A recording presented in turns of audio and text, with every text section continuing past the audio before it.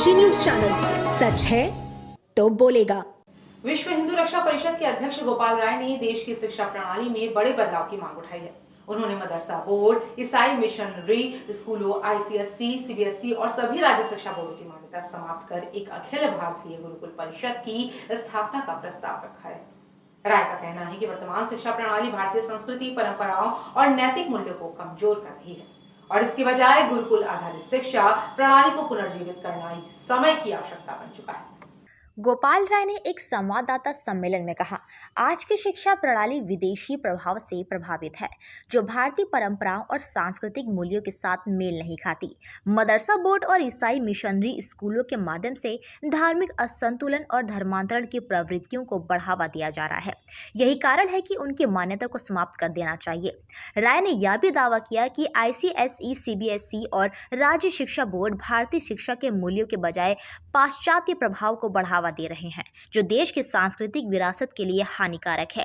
गोपाल राय ने यह प्रस्ताव रखा कि इन सभी बोर्ड की मान्यता समाप्त कर एक अखिल भारतीय गुरुकुल परिषद का गठन किया जाए, जो विद्यालयों में वेद, उपनिषद, विज्ञान और भारतीय परंपराओं में आधारित शिक्षा नीति तैयार करेगी।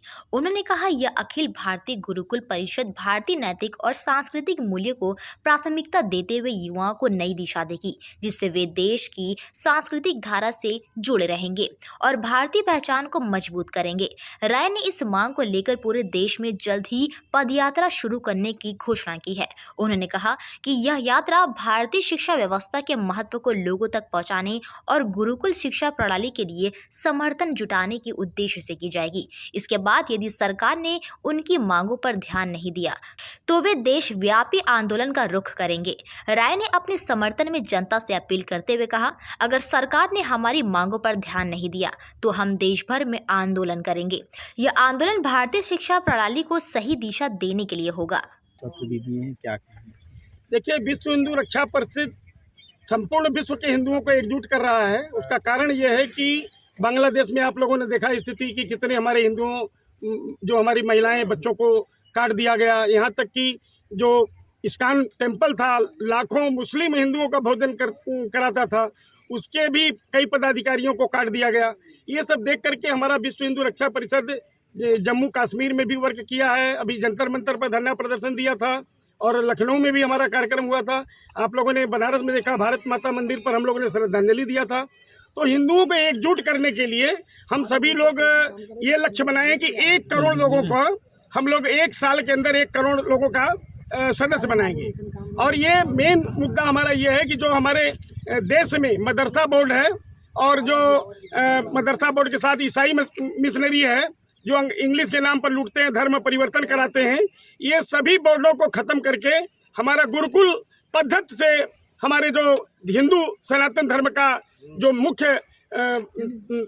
मुख्य धारा है उसमें जोड़ने के लिए हम सभी लोगों को एकजुट कर रहे हैं। और सनातन धर्म का गठन हो, भारत सरकार करे। और चूंकि भारत सरकार को अगर करने में कुछ कठिनाई आती है, क्योंकि 2 दल और हैं जो बाहर से समर्थन दे रहे हैं, जो हो सकता न दे, तो ऐसी स्थिति में हिंदू इतने एकजुट हो जाएं कि आने वाले समय में संपूर्ण देश के हिंदू एकजुट होकर के अकेली सरकार हिंदुत्व की बने।